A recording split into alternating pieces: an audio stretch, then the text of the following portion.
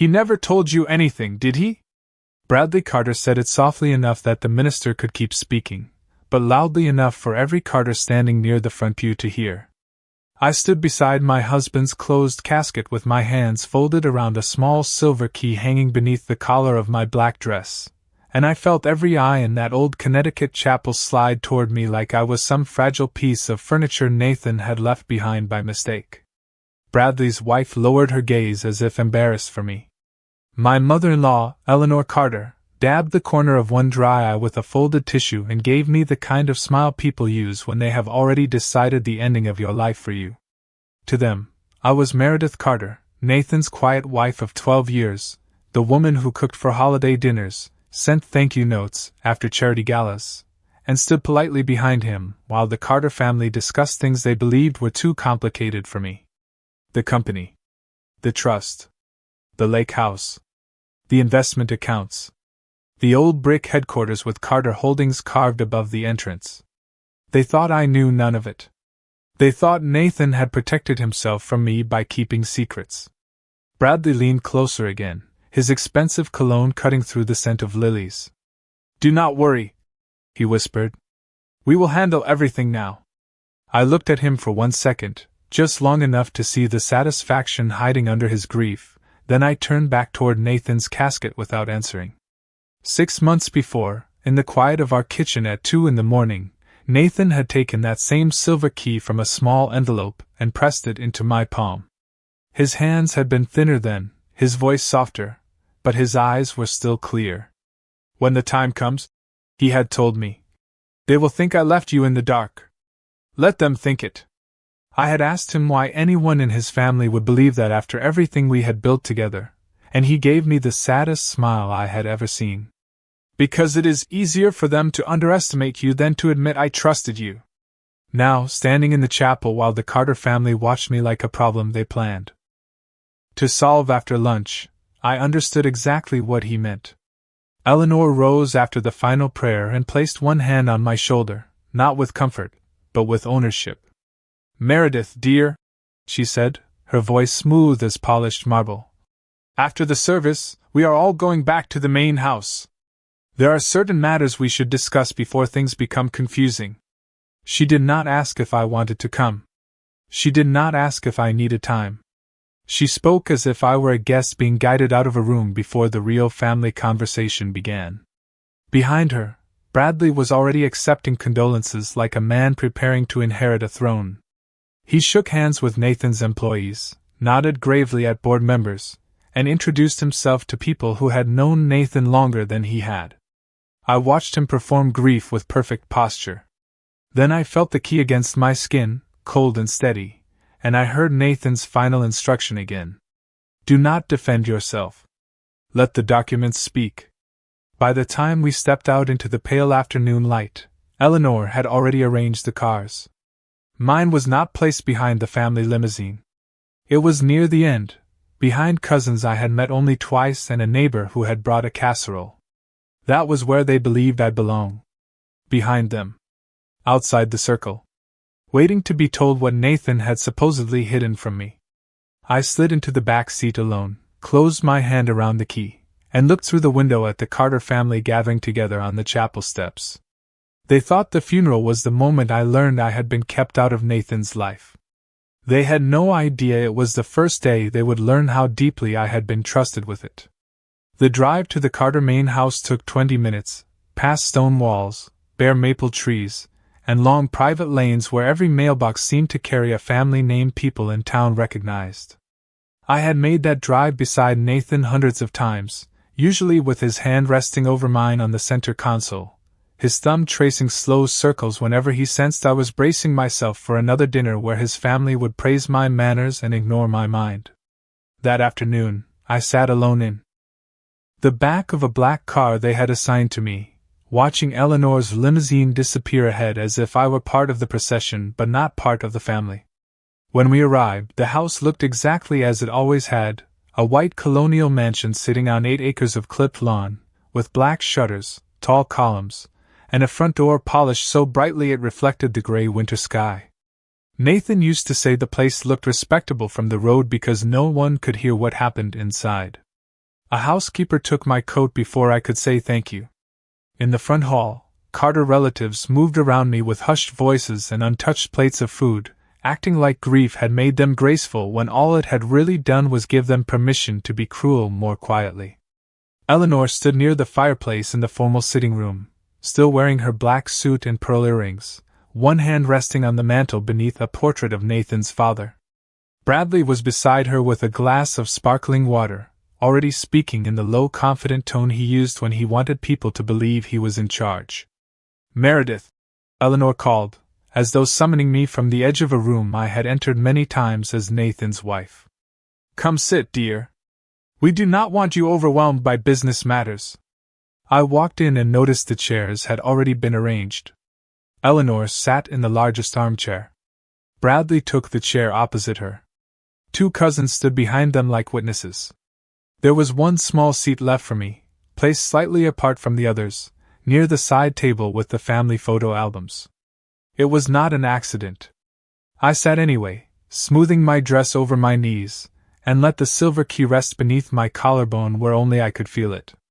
Eleanor folded her hands and gave me that same soft smile from the chapel. "Nathan loved you in his way," she began, and the words "in his way" landed like a polite insult wrapped in tissue paper. "But he carried many responsibilities you were never expected to understand. Carter Holdings is complicated. The trusts are complicated. The properties, the accounts, the board relationships, all of it can become a terrible burden for someone who is grieving." Bradley nodded as if he were helping. "No one is blaming you for being out of the loop. Nathan was private. He kept certain things separate. That was probably for the best." I looked at him, remembering Nathan at our kitchen table with spreadsheets spread between two coffee mugs, teaching me which directors were loyal, which vendors were overbilling, which family accounts had been quietly drained for years by people who smiled in Christmas photos. I remembered his voice when he said, "They will call it protection when they mean control." Eleanor reached for a leather folder on the table beside her and slid it toward me. "We have prepared a simple arrangement. You can remain in the lake cottage for a while, of course. You may keep your personal jewelry, your car, and whatever household items are meaningful to you. Bradley will step in at the company, and I will work with the attorneys regarding the estate. This will spare you from pressure." The word "spare" sounded generous, but the folder felt like a locked door being pushed toward my hands. I did not open it. Bradley leaned forward, his voice dropping into false kindness. "You should be grateful Mom is handling this gently. Some families would make this very difficult." For the first time that day I smiled. "Not much. Just enough for Bradley to notice." "Did Nathan ask you to prepare this?" I said. The room went still in the smallest way. Eleanor blinked once. Bradley's fingers tightened around his glass. "Nathan is gone," Eleanor replied. "And that is why practical people must make practical decisions." I looked down at the leather folder, then back at the people who had mistaken my silence for ignorance. "Then I suppose," I said quietly, "we should wait for the practical documents." Eleanor's smile faded, but only for a second. She still believed documents were on her side. Bradley still believed Nathan had left me with memories and nothing more. They had brought me to that house expecting a widow they could manage, a woman too broken to read before signing. They did not know Nathan had spent his final months making sure I would never have to raise my voice in order to be heard. Bradley did not wait until the guests left before he started searching for what he believed Nathan had hidden from me. While Eleanor kept me in the sitting room with tea I never touched and sympathy I never believed, Bradley slipped away with two cousins and went upstairs toward Nathan's old office, the one room in the main house everyone treated like a shrine when Nathan was alive and like a vault the moment he was gone. I knew the sound of that hallway well, the soft creak near the third step, the heavy oak door that never closed without a deep wooden click, the tall windows facing the east lawn where Nathan used to stand during family gatherings when he needed air. Eleanor kept talking as if I could not hear drawers opening above us. "You must understand, Meredith, men like Nathan carry responsibilities quietly. Wives are not always meant to carry the same weight. I looked at the teacup in front of me and thought about the last year of our marriage, when Nathan had handed me binders labeled by quarter, walked me through company debt schedules, showed me the family trust amendments, and asked me to repeat every password until I could do it without looking down. A secret is not love, he had told me once, sitting across from me in our kitchen while rain struck the windows. But protection sometimes has to be quiet. Upstairs, something heavy scraped against the floor. Eleanor paused, then pretended she had not heard it. Bradley is only trying to help organize things, she said. I nodded once. I am sure he is. 10 minutes later, Bradley came back downstairs with his tie loosened and his face less composed than before. Behind him, Cousin Mark held an empty black document box, and Cousin Paul carried a stack of old folders that looked important only to someone who did not know Nathan's system. Bradley set the box on the coffee table with more force than necessary. Where is it? He asked. Eleanor's eyes flashed toward him, warning him to be careful in front of me, but impatience had already cracked his polished act. I looked at the box. Where is what? Bradley gave a short laugh. Please do not do that. Nathan kept a safe in his office. Everybody knows that. Then why? Are you asking me? I said. His jaw tightened. Because it is gone. The room became so quiet that I could hear the grandfather clock ticking in the hall. Eleanor stood slowly. What do you mean, gone? Bradley turned to her, and for the first time that day, he sounded like a younger brother instead of a future king. The wall panel is open. The space is empty. No safe. No ledgers. No estate files. No corporate seals. Nothing. I let my hands rest calmly in my lap, though my fingers brushed the tiny outline of the silver key beneath my dress. Nathan had removed that safe 3 weeks before his final hospital stay. I had watched 2 private security men carry it out of our home at dawn, wrapped in a moving blanket, while Nathan sat beside me in his robe and said, "They will look for the obvious thing first." Bradley paced once in front of the fireplace, then noticed a folded note sitting on top of the folders Mark had brought down. This was on the desk. Mark said carefully. Bradley opened it, read it, and his expression changed in a way I would remember for the rest of my life. What does it say? Eleanor demanded. Bradley did not answer, so she took the paper from his hand.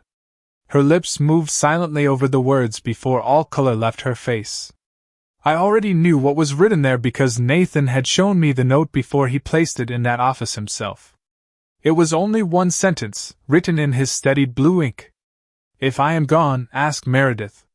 No one spoke for several seconds. Then Bradley looked at me, not with pity this time, but with suspicion. What did he give you? He asked. I stood, smoothing the front of my black dress, and met his stare without raising my voice. The question you should be asking, I said, is what he trusted me to protect. Bradley stared at me as if the answer might appear on my face if he looked hard enough, but I had spent 6 months learning how not to flinch under Carter eyes. Nathan had taught me that too, though not in any dramatic way. It began on an ordinary Tuesday night when he came home from the hospital with a paper bag of prescriptions in one hand and a stack of financial statements in the other. I had wanted him to rest. He had wanted me to sit at the kitchen table. Meredith, he said, lowering himself into the chair across from me, there are things you need to know before they decide what you are allowed to know. At first, I thought he meant passwords, bank names, the location of insurance papers, the normal sad checklist married couples avoid until life forces them to face it. But Nathan had not brought me a checklist. He had brought me the map of his entire life. Night after night, while the rest of the Carter family believed he was shielding business from his delicate wife, Nathan opened every drawer they thought was locked. He showed me the operating accounts for Carter Holdings, the private investment account held through a firm in Boston, the trust documents his father had amended before his death, and the board voting agreements that gave him more control than Bradley ever understood. He showed me which family members received monthly allowances while pretending to be self-made, which properties were profitable, which ones were vanity pieces, and which signatures mattered more than names carved above doorways. Sometimes he grew tired halfway through a page, and I would close the binder and tell him we could finish tomorrow. He would shake his head and tap the paper with one thin finger. No. Tomorrow is what people like Bradley count on. They count on delay. They count on grief. They count on you being too polite to ask for proof. So I learned. I learned the difference between executor and trustee. I learned how a board seat could look symbolic and still control a company. I learned where Carter money really came from and where too much of it had quietly disappeared. I learned that Eleanor had been living in the main house under terms she never bothered to read, and Bradley had been using Nathan's patience as if it were weakness. The hardest lessons were not about money. They were about the kind of love Nathan had carried in silence. He told me he had kept certain conversations away from his family because they twisted tenderness into leverage. He told me he had never wanted me to spend our marriage fighting people who measured loyalty by obedience. Then, one night near midnight, he placed the silver key in my hand. It was small, old-fashioned, and heavier than it looked. "This opens the private archive room at the attorney's office," he said. "Not the safe. Not the desk. The real archive. Everything that matters has already been moved there." I had closed my fingers around it, afraid of what it meant. "Why me?" I asked, though a part of me already knew. Nathan looked toward the dark kitchen window, where our reflections sat side by side in the glass. "Because you listened when no one was performing. Because you remembered details nobody else thought mattered. Because you loved me without trying to own me." Back in the sitting room, Bradley was still waiting for me to explain myself. Eleanor held Nathan's note like it had betrayed her. I touched the key through the fabric of my dress and felt the last 6 months settle inside me, not as fear, but as preparation. "You can search every room in this house," I said quietly. "But Nathan stopped keeping the truth here a long time ago." For a moment, no one moved. Bradley stood near the fireplace with Nathan's note still in his hand. Eleanor watched me as if I had stepped out of a role she had written for me years ago, and the cousins shifted their weight like men who suddenly wished they had not carried anything downstairs. Then Eleanor did what she always did when the room stopped obeying her. She softened her voice. "Meredith, grief can make people speak dramatically," she said, folding her hands in front of her pearls. "No one is accusing you of anything. We are simply trying to protect the family from confusion." Bradley gave a sharp nod, grateful to hide behind her calm. "Exactly. We do not need this turning into some emotional misunderstanding." I looked at the empty document box on the coffee table. "Then there should be no problem waiting for William Brooks." That name changed the room more than my voice ever could have. William Brooks had been Nathan's attorney for almost 20 years, a quiet man from Hartford with silver hair, old-fashioned manners, and a reputation for never bringing a document into a room unless he already knew how the room would end. Eleanor's mouth tightened. Bradley looked away. "William is not necessary for every small family matter," Eleanor said. "This is not a small family matter," I replied. Bradley set his glass down. "Meredith, you need to be realistic. You were Nathan's wife, yes, but you were not involved in the business. You were not in board meetings. You were not on calls with lenders. You were not the one employees came to when contracts were delayed or properties needed refinancing. You had a marriage. Nathan had responsibilities." The insult was clean, rehearsed, and meant to sound like common sense. I let it pass through the room without touching me. Eleanor reached again for the leather folder she had placed near my chair earlier.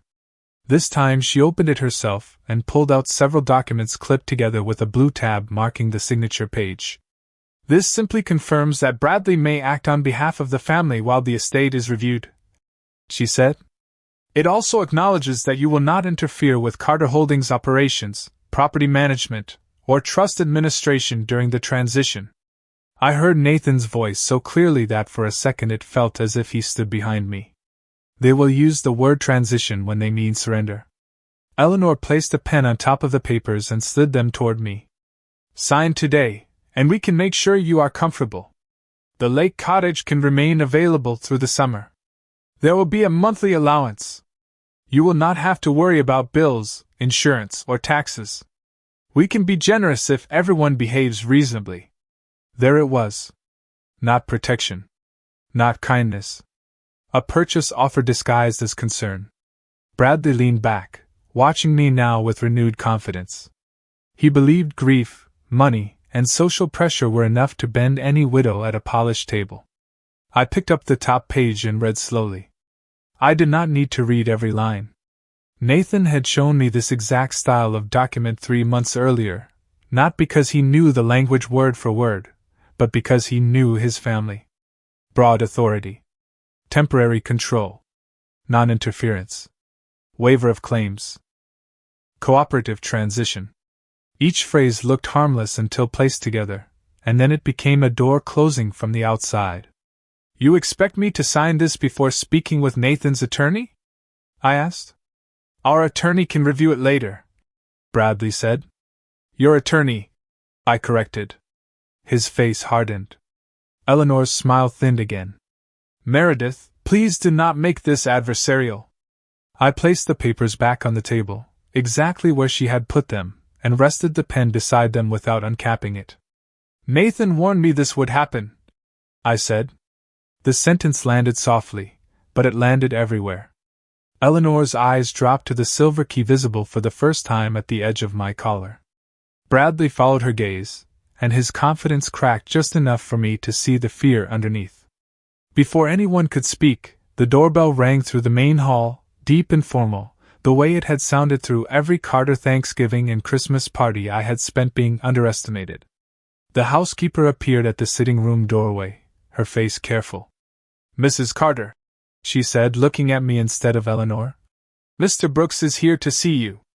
William Brooks entered the sitting room with the kind of quiet authority that made people straighten before they realized they had done it. He was in his late 60s, tall, neatly dressed in a dark overcoat, with a leather briefcase in one hand and a flat black portfolio tucked under his other arm. Snow had begun to fall outside, dusting the front lawn and the long driveway, but not a single person in that room looked toward the windows.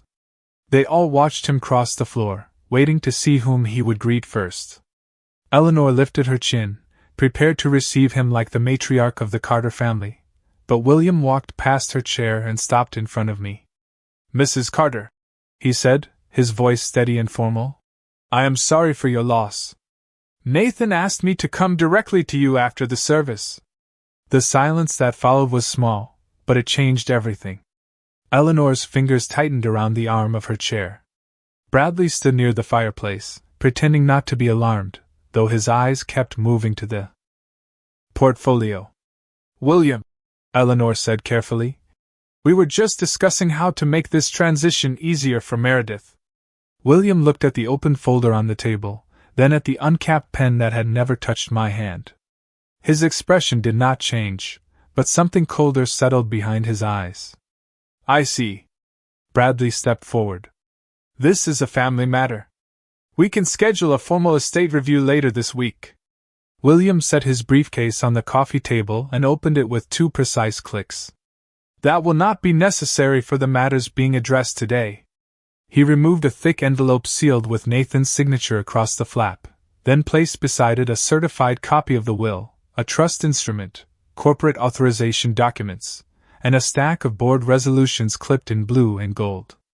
Bradley stared at the papers as if volume alone had insulted him. Eleanor sat very still. William turned to me. Meredith, do you have the key? I reached beneath the collar of my dress and lifted the silver key into the open air. For the first time that day, everyone saw it clearly. It was not jewelry. It was not a keepsake. It was proof that Nathan had placed something in my hands long before his family tried to take it from me. William nodded once. Good. Bradley gave a short, disbelieving laugh. A key to what? William looked at him. The private archive room where Nathan Carter transferred his controlling documents, estate records, voting agreements, trust amendments, personal letters, and company succession instructions. Bradley's face changed. That is impossible. Nathan would not move corporate records without telling the family. He did tell his family, William said. Then he turned his eyes back to me. He told his wife. The words landed so cleanly that no one had room to argue with them. Eleanor recovered first, because she had spent a lifetime turning shock into manners. Surely you are not suggesting Meredith has authority over Carter Holdings? William opened the certified copy of the trust and placed his finger near the signature line. I am not suggesting anything. I am stating what Nathan executed legally. Meredith Carter is the personal representative of his estate. She is the successor trustee of the Carter Marital Trust. She holds voting authority over Nathan's controlling interest in Carter Holdings during the transition period, and she is the only person authorized to access the archive until the initial review is complete. Bradley took one step back, then caught himself. Nathan was ill. We all know he was under pressure. William closed the document halfway, slowly enough to make the room feel smaller. Nathan completed these decisions over several months, with medical confirmation of capacity, independent witnesses, and repeated written instructions. Every document was reviewed, recorded where required, and secured before his final hospitalization.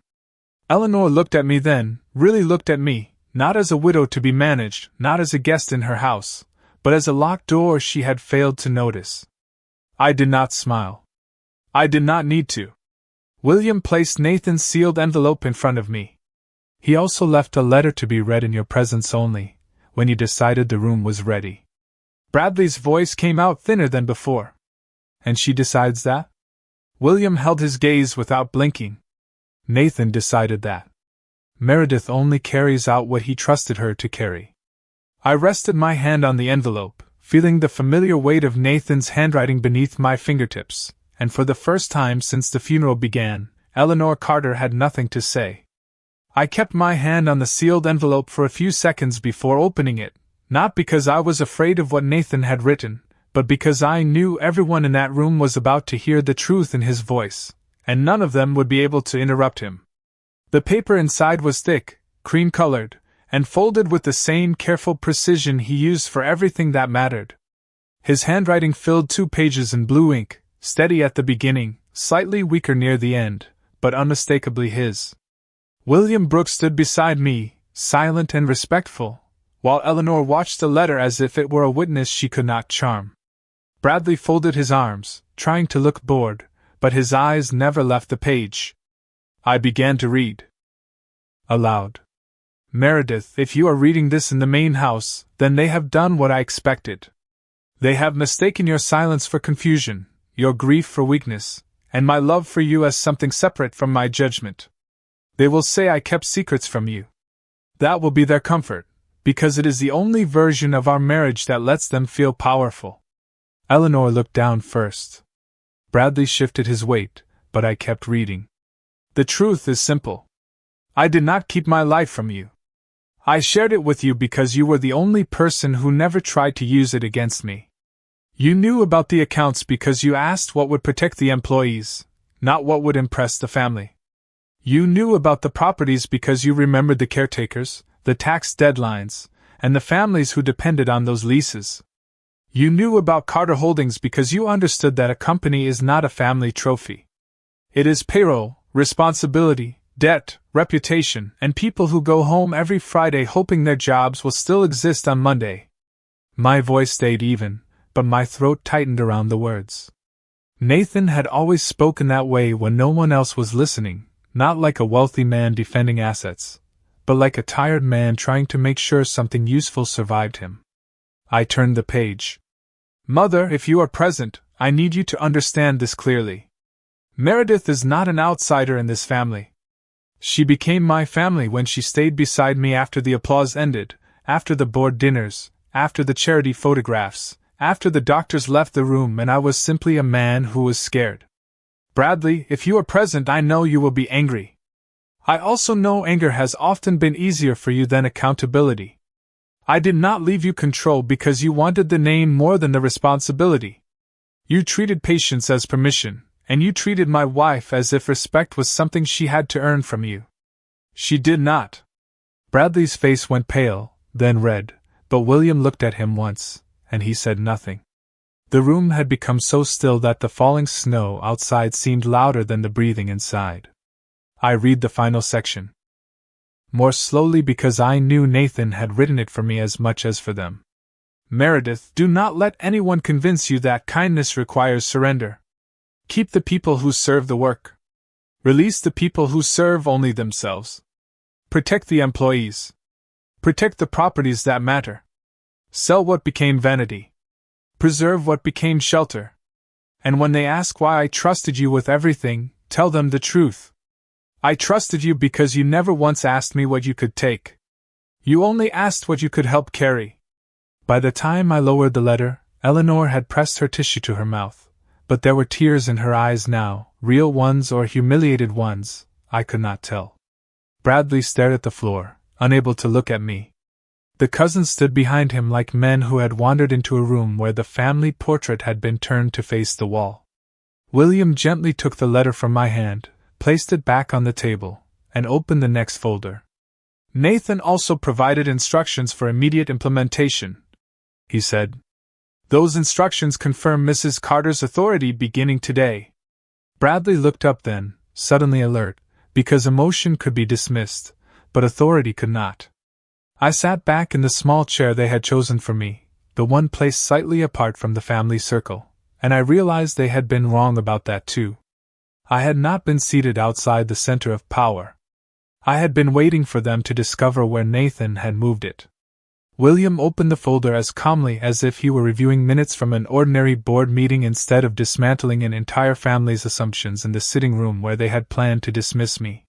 He placed the first document on the coffee table and turned it toward Eleanor and Bradley.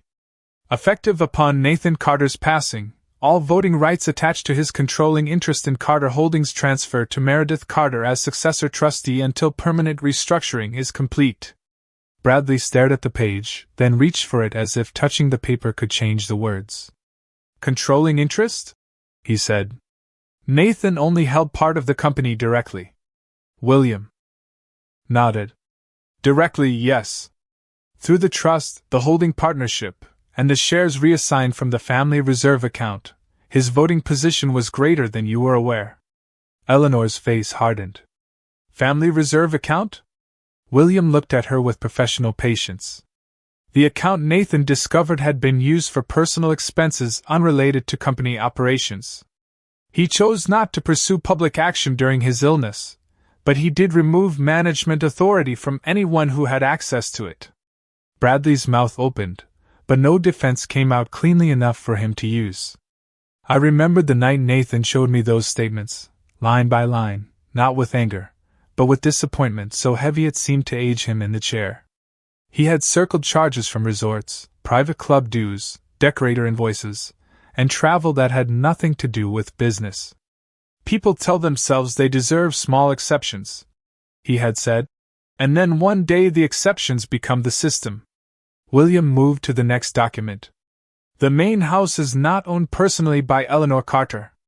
It belongs to the Carter Preservation Trust. Nathan amended the occupancy terms 4 months ago.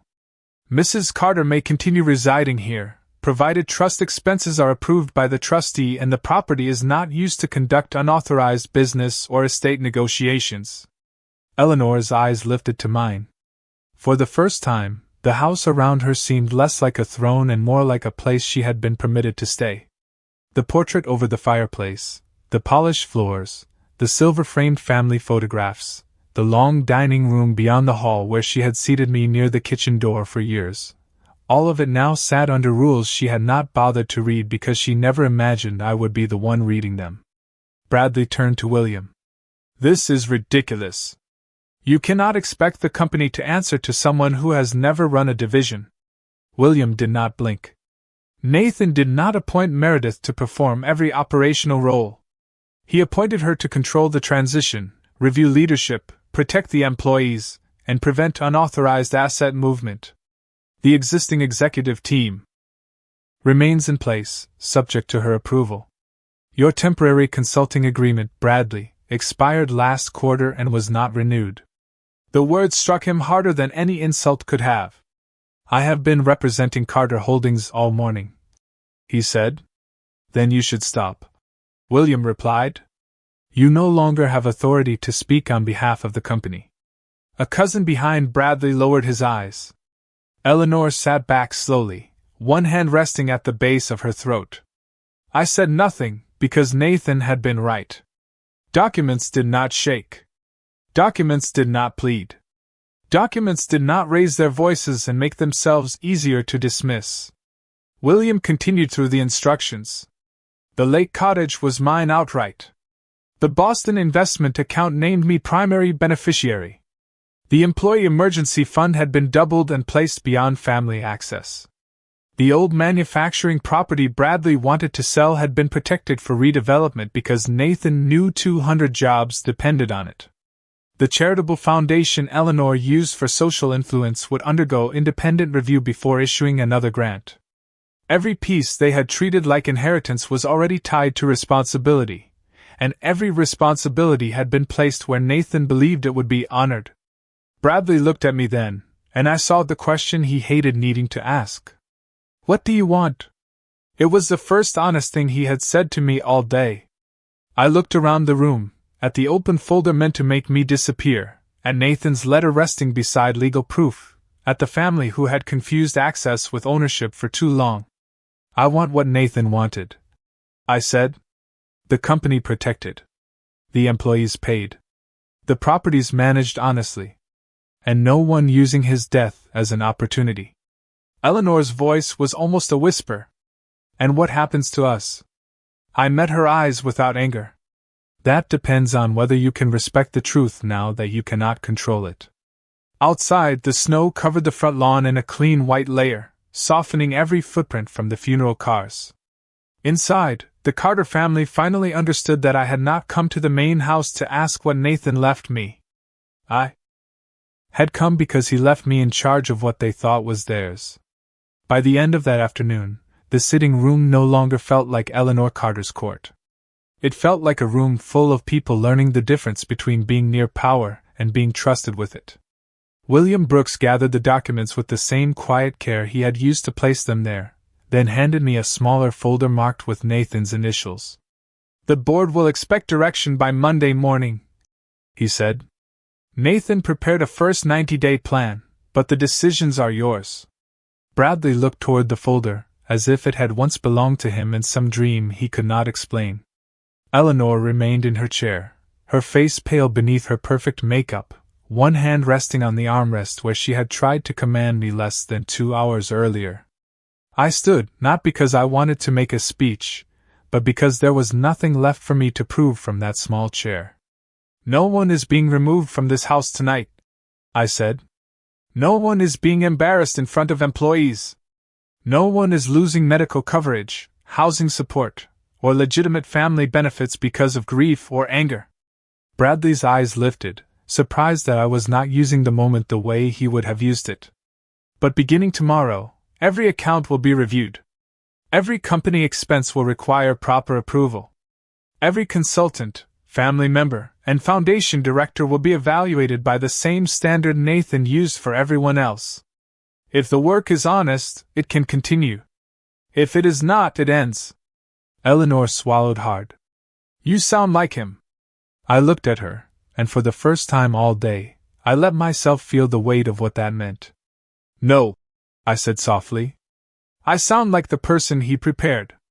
The following Monday, I walked into Carter Holdings headquarters in downtown Hartford wearing a navy suit Nathan had helped me choose months before. The building was only 12 stories, brick and glass, with the company name etched above the lobby doors. For years, receptionists had greeted me warmly while executives treated me like a visitor. That morning, the lobby became quiet when I stepped inside beside William Brooks and the interim chief financial officer Nathan had trusted. I did not raise my voice in the conference room. I did not insult Bradley when he arrived late and found his usual seat already assigned to the operations director. I did not mention Eleanor's folder or the allowance she had offered me like charity. I simply opened Nathan's 90-day plan and began with payroll protection, vendor audits, property reviews, and employee retention. By Friday, 3 unnecessary family consulting agreements were paused. By the end of the month, the Foundation hired an independent auditor. By spring, the old manufacturing property Bradley wanted to sell had been converted into a training and logistics center that kept 200 jobs in Connecticut. Some relatives stopped calling. Some employees started sleeping better. Eleanor stayed in the main house, but the trust paid only legitimate expenses, and the dining room no longer felt quite so large when she could not use it to decide who belonged. Bradley requested a meeting with me 6 weeks later. He arrived without his usual confidence and sat across from me in Nathan's former office at headquarters, though I had not changed the nameplate yet. "I need work," he said, staring at the desk instead of at me. "Real work this time." I studied him for a long moment, hearing Nathan's letter in my memory. "Release the people who serve only themselves. Keep the people who serve the work. Then you will report to operations," I said. "No title without responsibility. No expenses without receipts. No speaking for the company unless you are authorized. You can earn trust, Bradley, but you will not inherit it from a last name." He nodded once, smaller than I had ever seen him, and left without argument. That evening, after everyone else had gone, I drove to William's office and used the silver key for the first time. The private archive room was small, windowless, and lined with fireproof cabinets. In the center sat one final envelope in Nathan's handwriting. Inside was a single card. "I trusted you with everything." I stood there for a while with the card pressed between my fingers, not crying the way people expected widows to cry, not smiling the way people expected winners to smile. I simply breathed. Nathan had not left me a secret life to uncover. He had left me the truth, the work, and the courage to carry both. And when I locked the archive behind me, I finally understood that his greatest gift was not the company, the house, or the money.